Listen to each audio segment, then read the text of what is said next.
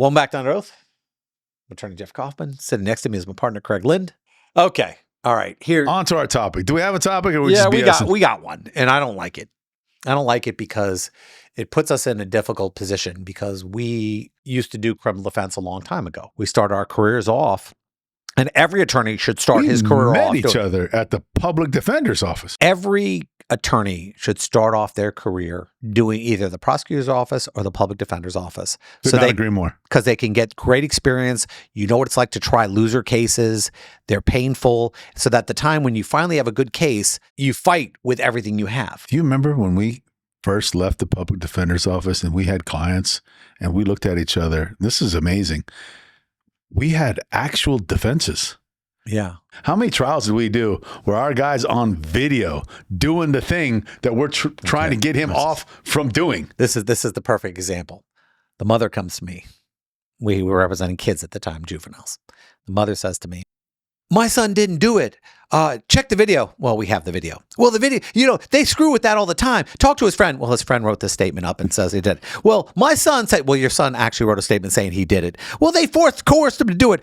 Actually, his father was there at the time. He was writing the statement. His father's a loser. Those would be the kind of cases we would get.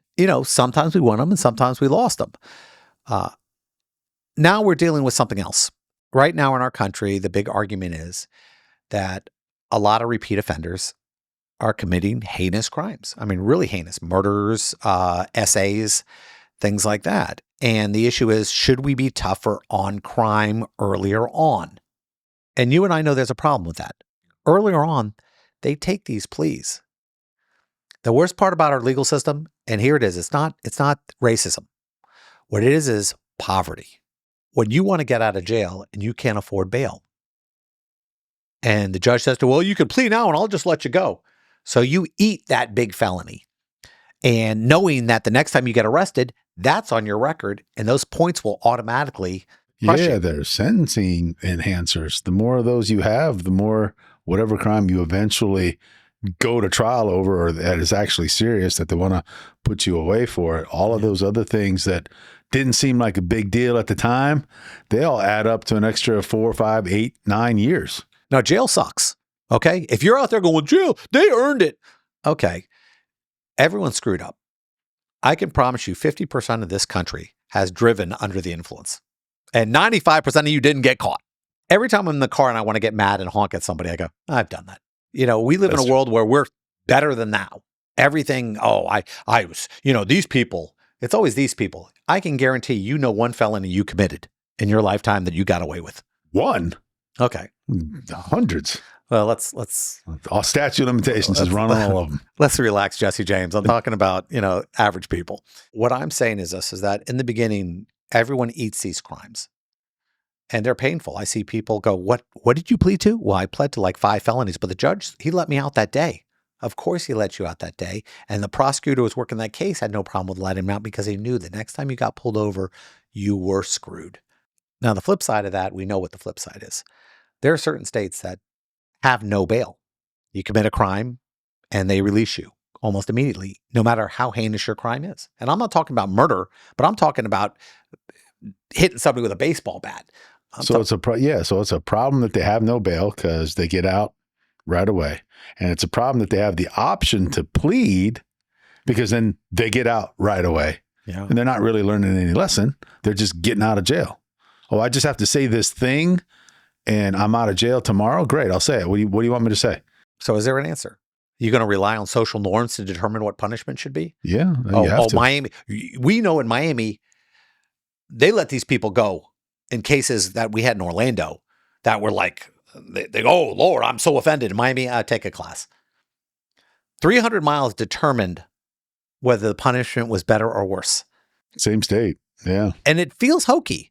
It feels like we should be more on a and national is that because level. The prosecutors have too much discretion? I think that's the problem. The prosecutors actually have too much discretion. They shouldn't have as much as they do. You mean minimums like DUIs? No, you're talking about a judge's sentencing guidelines. I'm talking about prosecutors declining to pursue cases because, this one's too tough. Too many. Or, I've got too many cases on my plate. Too many. That's a problem. Your prosecutor has so many cases that they're trying to work through, that they're letting off pretty big felonies. They're letting those guys go with slaps on the wrists because they just can't get to all of the trials. And they're concentrating on the most heinous. When I worked at the prosecutor's office in Miami, I had 200 cases in the morning and 200 in the afternoon. When I was working in Volusia County, maybe a quarter of those cases. There's no way you could pay attention to that many cases. The system is too bloated. So what do? Does it just become fast food where you have secondary courts that handle all the minuscule stuff, anything misdemeanor and below?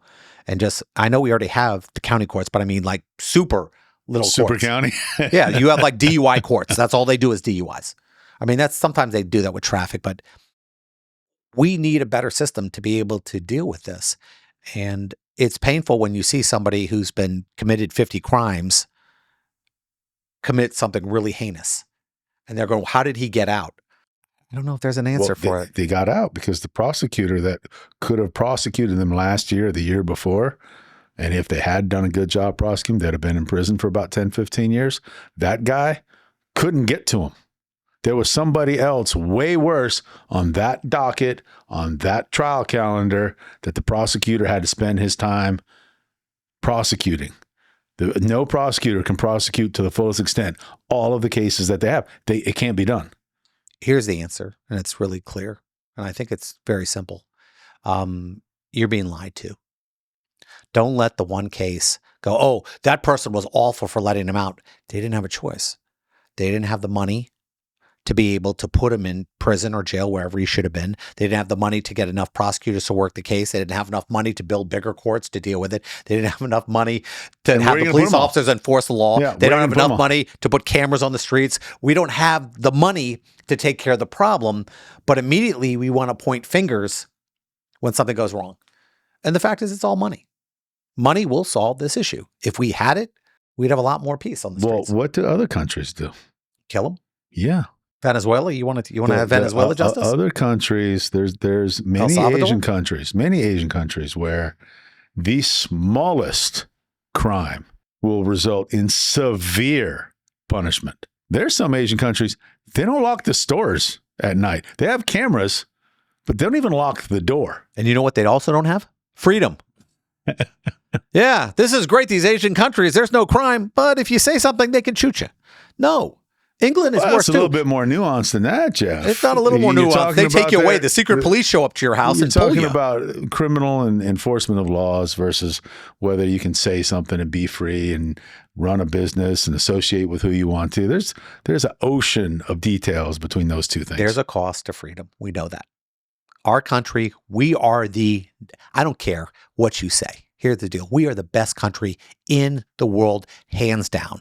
Our legal system is better than anyone's out there. And don't tell me about England, because if you're from England, you know. If you're from Canada, oh, we have the best, you know.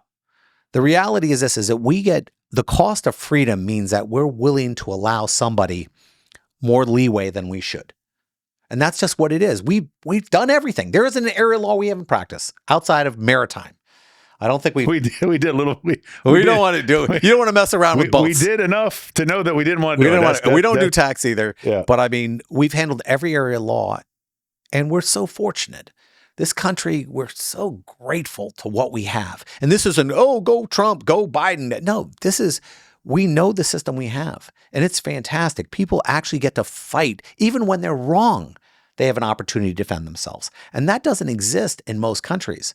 And there's a cost to that. The Bill of Rights lays it out for us. You can say what you want to say, but don't say too much. Don't cause any harm. Don't do this. You can bear arms, but there's regulation. We do have all these different things that does make our system, and allows for bad people to sneak through the system, but rather than having good people get put into it. So your position is the cost of doing business. If you want the freedoms you have to tolerate the fact that once in a while, bad guys, really bad guys, are going off the rails. Get out and do really bad stuff. Yes.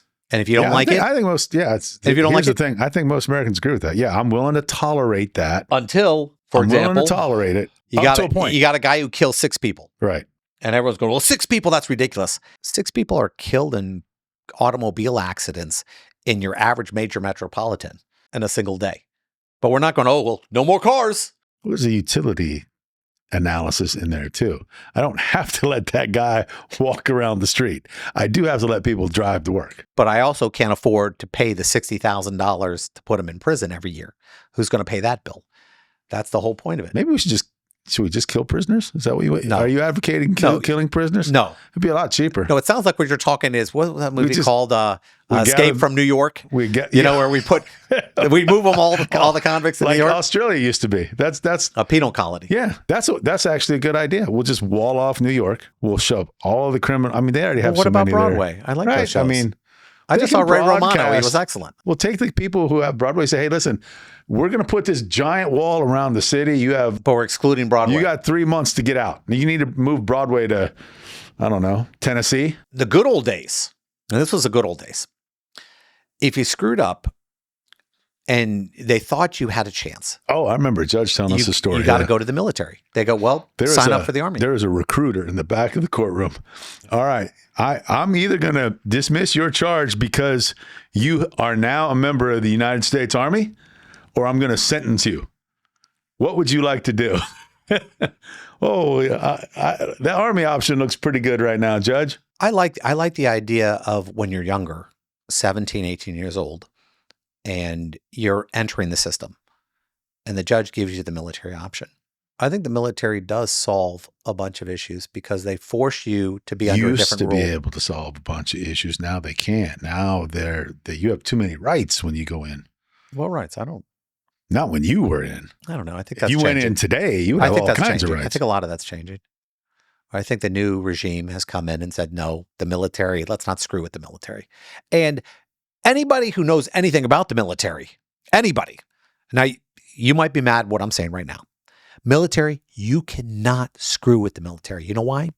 Because in the military, you don't get to make choices. They say, hey, listen, you need to run over and take that hill right over there. And there's a good chance you're going to die. Go. You don't get to go, I'm not feeling it. I really, I'd like to take a personal day. Mentally, I'm not up to it. There's no issues. You follow orders. And they're going to go, well, there are a lot of illegal orders. Shut up. If you've never served a day in the military, you realize the illegal orders don't really happen. 1 out of a million.